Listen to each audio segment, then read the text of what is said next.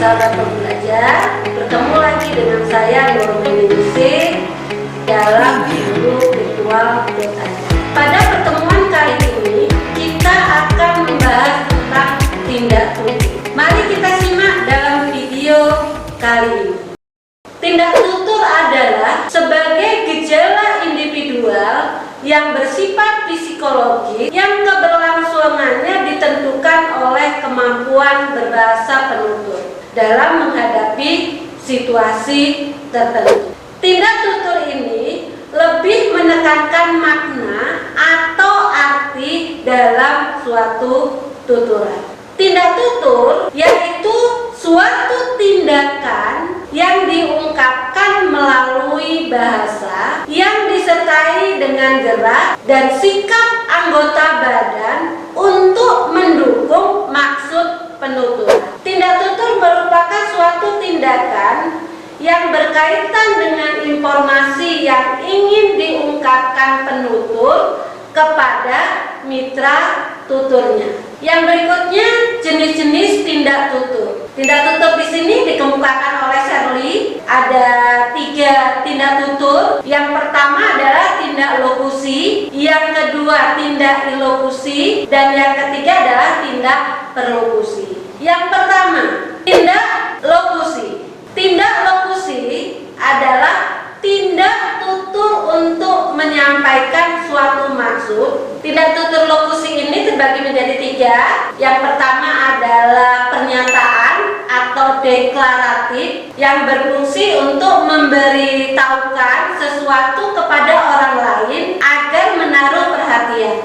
Kemudian yang kedua, pertanyaan atau interrogatif yang berfungsi untuk menanyakan sesuatu sehingga pendengar memberikan jawaban atas pertanyaan yang diajukan. Yang ketiga yakni imperatif atau perintah, yakni memiliki maksud agar pendengar memberikan tanggapan berupa tindakan atau perbuatan yang diminta. Yang kedua, tindak ilokusi, yaitu tindak tutur yang dikaitkan dengan maksud penutur di balik kata-kata yang menyusunnya. Tindak tutur ilokusi biasanya diidentifikasikan dengan kalimat formatif yang bersifat eksplisit. Tindak tutur ini biasanya berkenaan dengan pemberian izin, mengucapkan terima kasih, menyuruh, menawarkan, menjanjikan,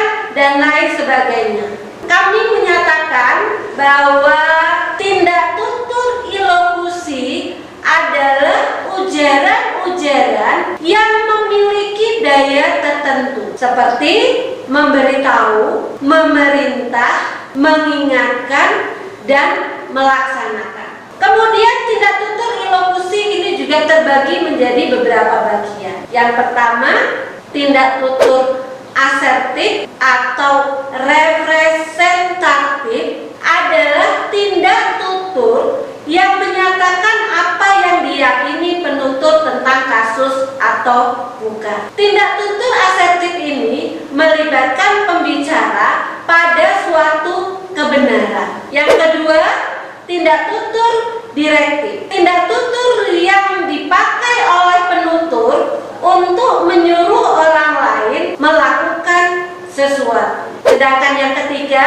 tindak tutur komisif adalah jenis tindak tutur yang digunakan oleh penutur untuk membantu dirinya berkomitmen untuk melakukan tindakan tertentu di masa yang akan datang. Yang keempat adalah tindak tutur ekspresif. Ini adalah jenis tindak tutur yang menyatakan apa yang dirasakan oleh penutur atau perasaan mengenai sikap dirinya. Yang kelima, tindak tutur deklarasi atau deklaratif adalah ilokusi yang bila performanya berhasil akan menyebabkan korespondensi yang baik antara isi proporsional dengan realitasnya. Kemudian yang berikutnya adalah tindak perlokusi, yaitu tindak tutur dengan tujuan memengaruhi atau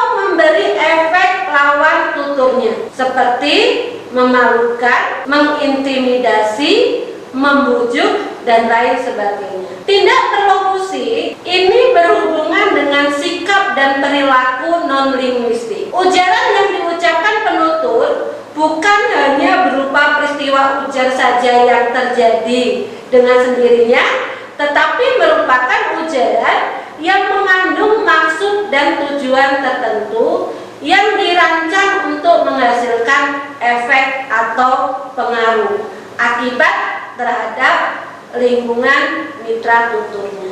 Menurut para pakar, Rustono, bahwa tindak tutur perlokusi adalah tindak tutur yang pengujarannya dimaksudkan untuk memengaruhi mitra tutur. Sementara menurut Shirley menyatakan bahwa tindak perlokusi itu menjadi 3 jenis bagian, yaitu tindak tutur perlokusi verbal, yang kedua tindak tutur perlokusi non-verbal, kemudian yang ketiga adalah tindak tutur verbal non-verbal.